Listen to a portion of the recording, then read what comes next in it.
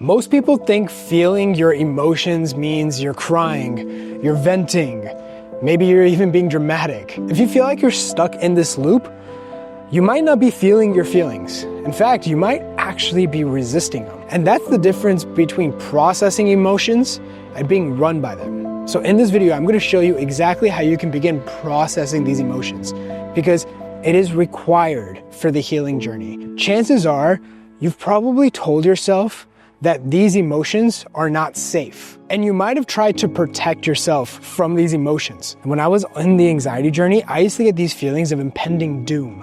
I remember I used to wake up in the morning and I felt like something bad was going to happen, like something awful. I couldn't figure out what it was, but this feeling was so intense and it felt so intuitive that I felt like I had to do something. And the fact that I was feeling this just wasn't right. I was thinking, okay, well, if I'm having these feelings, but if I'm in a comfortable room with AC and a nice bed, I'm feeling this, I think something's off. I think something's wrong with me. And you might be having certain emotions where you also feel like it's not safe. You might also feel like it's dangerous. A lot of people have difficulty feeling their emotions for a few reasons. Number one, they feel if they feel an emotion that somehow they are weak. That if they feel any emotion, they're weak. This often happens with a lot of men, I've found. Another myth is that people feel like if they feel an emotion, that they're going to lose control.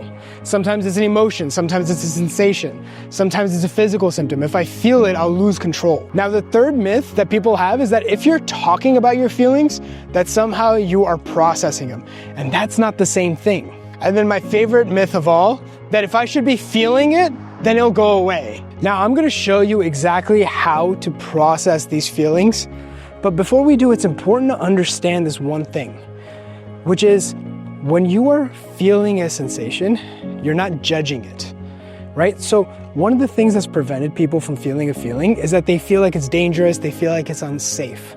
And a lot of times this is the narrative that we have. Oh, if I feel it, it's weak, or I shouldn't be feeling this. Sometimes you might be catastrophizing, right? Especially when you don't know anxiety and when you don't understand how the nervous system works, where you start thinking, oh, if I feel this feeling, that means something is wrong. When you're feeling these feelings, the key is just to feel them. It's not to judge them. It's not to analyze them. It's just to witness them. A lot of people try to analyze and judge and fix their feelings, so they focus on it with the intent that they're trying to fix it. But that only perpetuates the cycle. Instead, looking at your symptoms, looking at your sensations, looking at your feelings with curiosity, just observing. Now, when you're curious about it, you're not trying to fix it. You're just witnessing it. You're just coming in with curiosity.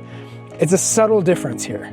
And sometimes I find people on the anxiety journey have a difficult time being curious, because so much of their energy is determined by whether the symptom is there or not, right? And so the focus is by not making your state so dependent on how you feel. And when you do that, you can look at these feelings with curiosity. Remember, what keeps people in the cycle is the fact that they're not willing to feel it. Now, this isn't just unique with anxiety sufferers.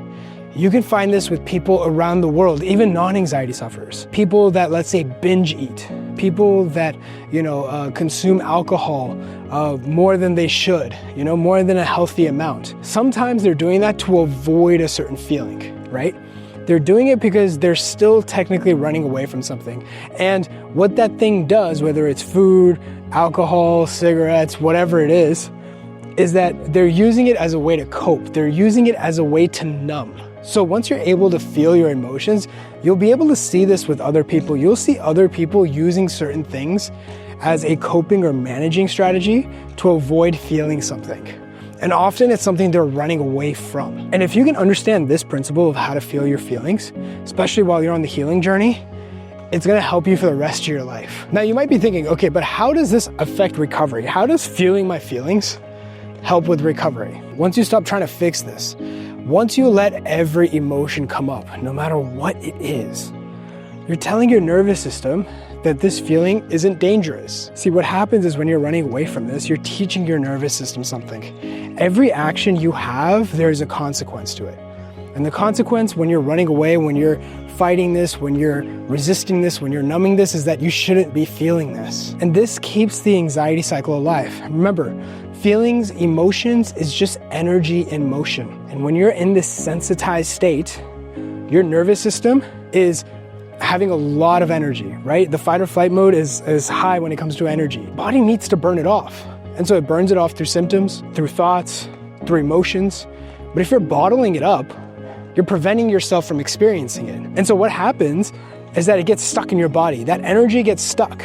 It's no longer in motion. So letting yourself feel those sensations, those emotions, what it does is that it gives your body a chance to process it. Emotions is not a mental activity. What can happen is that you can have a thought that has a lot of emotion behind it, which can make it stronger. But what you need to do is to be able to feel it in the body. So how do you do that? How do you feel your feelings? How do you feel your emotion? It's really easy. Okay, you ready? I want you to sit down and I want to have you check in with yourself. What are you feeling right now? Don't judge it. Don't analyze it. Don't think I'm feeling this, therefore it's this.